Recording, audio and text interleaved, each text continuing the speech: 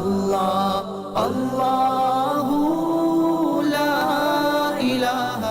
حضرت سیدنا عمر رضی اللہ تعالی عنہ جلیل القدر ہستی ہیں جنہیں حضور علیہ السلام نے اللہ سے مانگ کے لیا۔ سارے صحابی رسول کریم صلی اللہ علیہ وآلہ وسلم کے مرید ہیں، لیکن جناب عمر میرے حضور کی مراد ہیں۔ 39 لوگ جب اسلام لا چکے، 39ویں شخص حضرت امیر حمزہ رضی اللہ تعالی عنہ تھے، اور ان کا ایمان لانا مسلمانوں کے لیے بہت بڑی ڈھارس اور بہت بڑے حوصلے کا سبب و ذریعہ بنا۔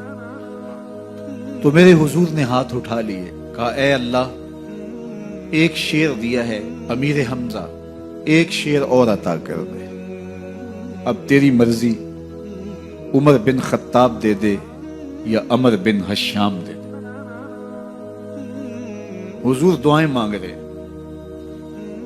اور یہ ہاتھ میں تلوار لیے غیظ و غضب سے بھرے ہوئے گھر سے نکلتے ہیں کہ بانی اسلام کا چراغ ہی بجھا دینا ہے۔ راستے میں ایک صاحب ملے اور کہا کہ عمر، تیور کوئی اچھے نہیں لگتے، خیر تو ہے، کدھر جا رہے ہو؟ کہا چراغ اسلام بجھانے جا رہا ہوں، یہ روز کا مسئلہ ختم ہونے لگا ہے میرے ہاتھوں۔ مسکرا کے بولے گھر کی خبر تو لو۔ کہا میرے گھر کو کیا ہوا؟ کہا تمہاری بہن فاطمہ بھی نوکر بن گئی ہے رسول اللہ صلی اللہ علیہ وسلم۔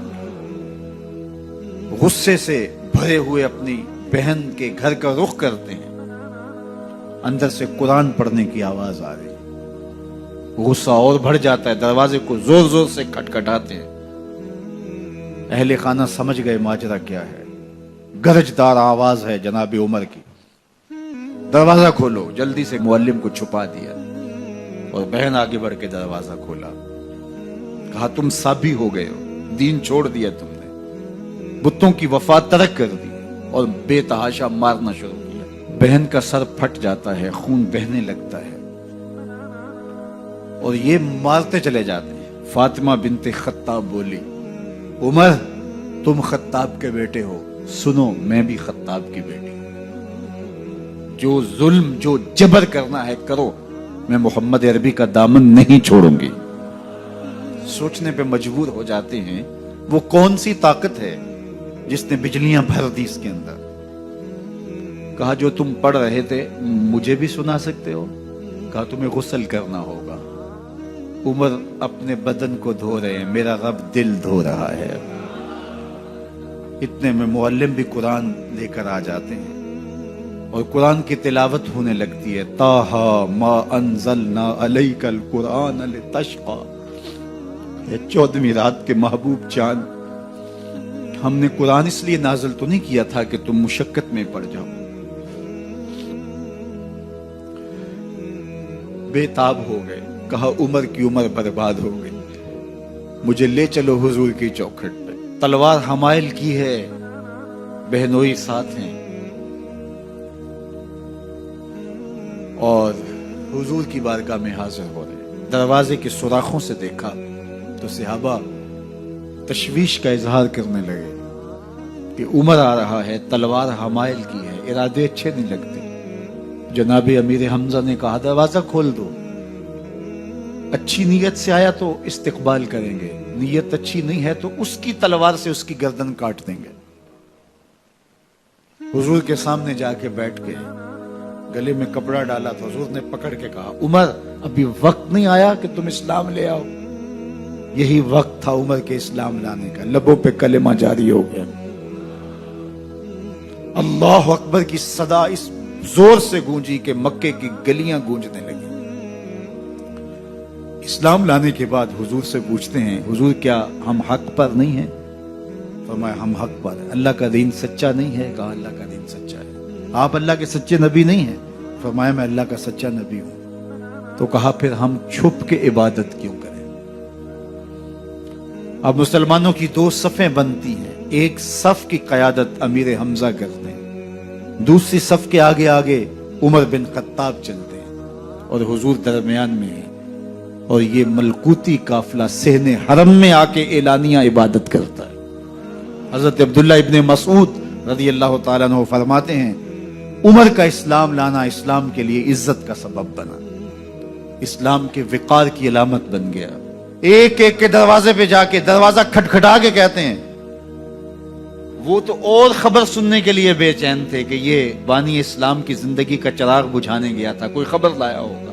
وہ کہتے ہیں آؤ عمر کدھر آئے ہو؟ کہا تمہیں بتانے آیا ہوں، کمزوروں سے پنجہ آزمائی کرتے رہے ہو، آؤ میرے سے بات کرو، میں محمد عربی کا نوکر بن گیا ہوں۔ اللہ اکبر۔ میرے حضور نے فرمایا جب اچھے لوگوں کا ذکر کرو تو میرے عمر کا ذکر بھی کیا کرو۔ میرے عمر کی زبان پر حق بولتا ہے، سچ بولتا ہے۔ ان الشیطان یفر من ظل عمر، عمر کے سائے کو دیکھ کے شیطان بھاگتا ہے۔ اللہ اکبر۔ اسلام لائے تو زندگی کی ایک ایک سانس اسلام کے لیے وقف کر دی، حضور کا پہرا دیا، حضور کی ناموس کا پہرا دیا، حضور کی شریعت کا پہرا دیا۔ اسلامی فتوحات پھیلی تو پھیلتی ہی چلی گئیں، کبھی مصر فتح ہو رہا ہے، کبھی ایران فتح ہو رہا ہے، آرمینیا تک مسلمانوں کی افواج پہنچتی ہیں۔ 22 لاکھ مربع میل پر حضرت عمر رضی اللہ تعالیٰ عنہ کی سلطنت پھیل جاتی ہے۔ عدل و انصاف کا دورہ ہوتا ہے۔ زمانے نے دیکھا کہ غیر مسلم بھی عدالت میں کھڑا ہے تو اسے خوف نہیں ہوتا تھا کہ میرے سے ناانصافی ہوگی، اس لیے کہ حکومت عمر کی چل رہی ہے۔ وہ بھی مطمئن ہوتا تھا کہ میرے ساتھ انصاف ہوگا۔ عبداللہ بن عمر اور عبید اللہ بن عمر بصرہ سے گزر رہے تھے ایک جنگ سے واپسی پر، تو حاکم بصرہ نے آپ کو کچھ پیسے دیے کہ یہ مال غنیمت میں جا کے جمع کروا دینا، اور پھر خود ہی مشورہ دیا کہ عراق کے اندر فلاں فلاں چیز بہت سستی مل جاتی ہے اور حجاز میں ان چیزوں کی قیمت زیادہ ہے، تو اگر آپ ایسا کر لیں کہ یہ ان پیسوں سے خرید لیں اور جا کے مدینہ المنورہ میں فروخت کر دیں تو جو زائد پیسے آپ کمائیں گے وہ آپ کے ہوئے، اور یہی اشرفیاں جو میں نے دی ہیں آپ کو، اتنی اشرفیاں بیت المال میں جمع کروا دینا۔ تم نے محنت کی ہوگی، تجارت کی ہوگی، تو جتنے بچیں گے وہ آپ کے ہوں گے۔ تو انہوں نے کہا بہت اچھا، وہاں سے مال خرید لیا، مدینہ المنورہ میں آ کے بیچ دیا۔ جتنی اشرفیاں انہوں نے وہاں سے دی تھی بیت المال کے لیے، اتنی بیت المال میں جمع کروا دی۔ حضرت عمر رضی اللہ تعالیٰ عنہ کو پتہ چلا، بیٹوں کو بلایا، کہا کہ سنا ہے تم نے کوئی کمائی کی ہے؟ کہا جی ہم نے تو تجارت کی اور جو مال لیا تھا اتنا مال بیت المال میں جمع کروایا ہے۔ کہا تم بیت المال کے پیسوں پر کمائی کی ہے، وہ پیسے بھی تمہیں بیت المال میں جمع کروانے پڑیں گے۔ یہ عمر ہیں رضی اللہ تعالیٰ عنہ۔ رومی شہنشاہ کی بیوی سلام بھیجتی ہے حضرت عمر رضی اللہ تعالیٰ عنہ کی اہلیہ کو، تو وہ 1 دینار ادھار لے کر کے اس کا عطر خریدتی ہیں اور شیشیوں میں ڈال کر کے ان کو بھیجتی ہیں کہ چلو ایک رواداری کا اچھا ثبوت فراہم کیا جائے۔ تو وہ واپسی پر انہی شیشیوں کے اندر قیمتی موتی بھر کے بیچتی ہیں، جواہرات بھر کے بیچتی ہیں۔ حضرت عمر رضی اللہ تعالیٰ عنہ فرماتے ہیں لاؤ یہ سارے جواہرات، سب کو فروخت کرتے ہیں، 1 دینار اس کو دیتے ہیں، باقی بیت المال میں جمع کر دیتے ہیں۔ تو جب اپنی زندگی اتنی محتاط ہوگی، اتنی خوبصورت ہوگی، تو پھر کس طرح کوئی گورنر زیادتی کر سکتا ہے؟ تو حضرت سیدنا عمر رضی اللہ تعالیٰ عنہ نے اپنا طرز زندگی اور انداز معاشرت اتنا سادہ اور اتنا خوبصورت رکھا کہ اس کے مطابق تمام گورنروں کو ڈھالنے کی تلقین کی۔ آپ جب بھی کسی شخص کو بطور گورنر اس کا تعین کرتے تو اس کو یہ نصیحتیں کرتے، ایک ترکی گھوڑے پہ سوار نہیں ہوں گے، باریک کپڑا نہیں پہنیں گے، اور انچھنے آٹے کی روٹی کھائیں گے، مکان کا دروازہ نہیں لگائیں گے، کوئی حاجب نہیں رکھیں گے، چوکیدار نہیں رکھیں گے، بواب نہیں رکھیں گے، جو تمہارے تک پہنچنا چاہے ڈائریکٹ پہنچ جائے۔ اللہ اکبر۔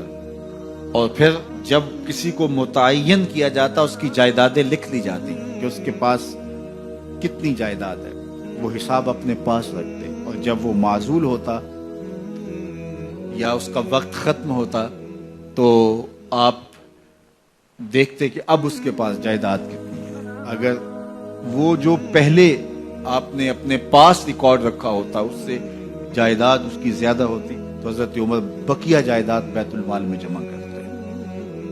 اللہ اکبر. اور یہ کیسے تھا؟ گورنر بول نہیں سکتا تھا، اس لیے کہ حضرت عمر کی اپنی بود و باش بھی اسی طرح کی تھی، اپنا طرز زندگی بھی اسی طرح کا. مال غنیمت میں بہت ساری چادریں آتی ہیں جو سب کو تقسیم کر دی جاتی ہیں. خطبہ جمعہ دینے کے لیے آئے تو ایک شخص کھڑا ہو گیا. عمر خطبہ بعد میں سنیں گے، پہلے یہ بتائیں کہ یہ جو تم نے قمیض پہنی ہے یہ کہاں سے آئی؟ مال غنیمت کے اندر جو چادریں آئی ہیں سب کے حصے میں ایک ایک چادر آئی. آپ داراز قد ہیں، ایک چادر سے قمیض نہیں سل سکتی، تو آپ کی قمیض کہاں سے آئی؟ پہلے اس سوال کا جواب دے دیجئے، پھر خطبہ سنیں گے. اللہ اکبر. آپ کے بیٹے کھڑے ہوتے ہیں. کہا ایک چادر سے میرے باپ کی قمیض نہیں بنتی تھی، میں نے اپنے حصے کی چادر بھی اپنے باپ کو پیش کی ہے. اس نے کہا اب سناؤ اور ہم سنتے ہیں. یہ ہے حضرت عمر رضی اللہ تعالیٰ عنہ کی اپنی ذاتی زندگی. ایاز بن غنم کے بارے میں یہ پتا چلتا ہے کہ وہ موٹے کپڑے نہیں باریک کپڑے پہنتا ہے. اس نے گھر کے دروازے پر بواب بھی رکھا ہوا ہے، چوکیدار بھی رکھا ہوا ہے. تو حضرت عمر رضی اللہ تعالیٰ عنہ محمد بن مسلمہ کو بھیجتے ہیں. محمد بن مسلمہ جاتے ہیں اور جا کے تحقیق کرتے ہیں تو ایسا ہی پاتے ہیں، تو ان کو وہیں گرفتار کر کے لے آتے ہیں اور حضرت عمر کے دربار میں پیش کیا جاتا ہے. چھڑی اس کے ہاتھ میں دے کر فرماتے ہیں جاؤ تم بکریاں چرایا کرو، تم گورنری کے لائق نہیں ہو. ایک گورنر کو بکریاں چرانے پہ لگا دیتے ہیں اس لیے کہ تم نے ان اصولوں سے، ان ضابطوں سے انحراف کیا ہے جو ایک سلطنت کے ذمہ دار کے لیے لازم اور ضروری ہیں. دور موجود کے حکمرانوں کو، چاہے وہ عرب کے حکمران ہوں چاہے وہ عجم کے حکمران ہوں، اگر وہ اسلام کا نام لیتے ہیں تو انہیں اپنے اعمال کا جائزہ لینا ہوگا کہ ہم کھڑے کہاں ہیں.